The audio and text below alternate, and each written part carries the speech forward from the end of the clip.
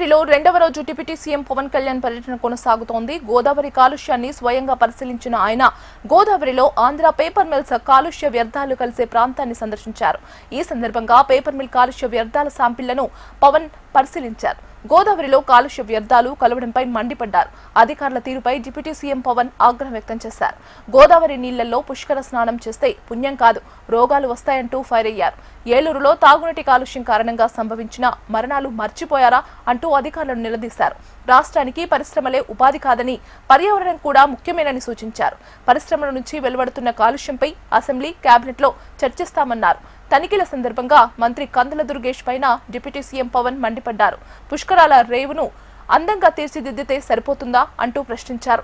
పర్యావరణ శాఖ మంత్రిగా గోదావరి నది కాలుష్యం జరగకుండా చూడాల్సిన బాధ్యత మీదే కదా అంటూ మంత్రి కందులపై ఫైర్ అయ్యారు పవన్.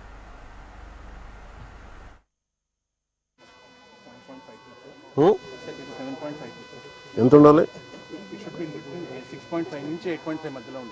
అంటే సార్ pH లో ఏంటంటే ఇది ఇప్పుడు ఓవర్ఫ్లో ఎక్కడి నుంచి వస్తుంది వాటర్? ఆల్రెడీ బాబు ఎక్కడి నుంచి వస్తుంది? అక్కడ ట్రీట్మెంట్ ప్లాంట్ ఉందా?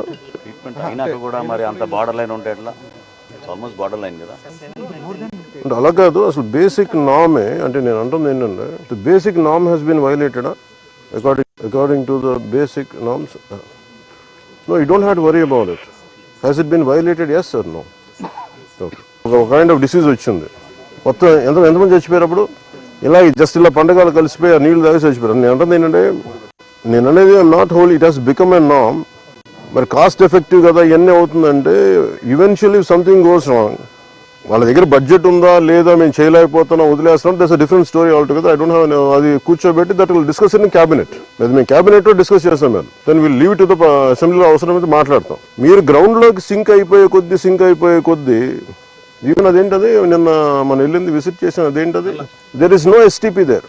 It's not at all a functional STP at all. అది ఫంక్షనల్ ఎస్టీపీయే కాదు. అది అంటే ఎందుకు పుష్కరాలకి అని మాట్లాడుతున్నాడు? ఫంక్షనల్ ఎస్టీపీ కానప్పుడు we're putting people's life in jeopardy. మనం పెద్ద మాటలు మాట్లాడడం దేనికి? Let us be practical, let us understand, and we will cooperate with any kind of industrial owners. We are not going to malign them, we are not going to threaten them. We are not fools to say that environment, without an environmental damage, progress does not happen at least. But how do we regulate that? This is a regulatory measure కదా, basic మనం ఇది చేయాలనుకున్నప్పుడు. I'm not, you don't worry about it sir. మీ గురించి అసలు మాట్లాడలేదు దీంట్లో. ఇది ఎప్పుడు రోజు ఇంతే అంటే రోజు ఇంతే ఉంటుందా? పీక్ టైమ్స్ ఎప్పుడు? దీనికి పీక్ టైం ఎప్పుడు చెప్పండి. మీరు అలా కాదు, మీరు యాజ్ ఐ సెడ్ అది part of the task team. ఇది ఎందుకు నేను రెగ్యులర్ కాదు. ఇప్పుడు మీరు కూర్చోబెట్టి పుణ్య స్నానాలు అని చెప్పి పుష్కరాలకు అందరూ వస్తారు సార్. పుణ్యస్థానాలు పుష్కరాలకు అందరూ వచ్చినప్పుడు the believe it is not polluted. ఇక్కడ నాకు పుణ్యం వస్తో లేదో నాకు తెలియదు, కానీ ఈ నీళ్ళతో చేస్తే కూడా ఖచ్చితంగా రోగాలు అయితే వస్తాయి.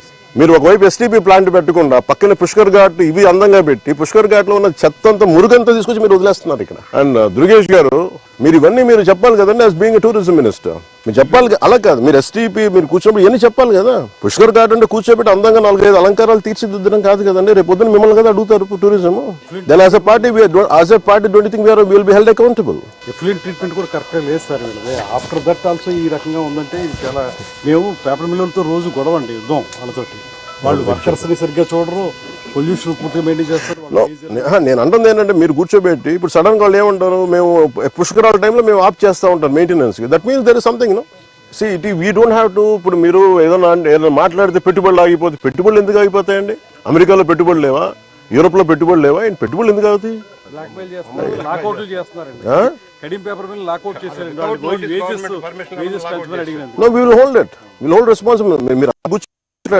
మేము మాట్లాడతాం.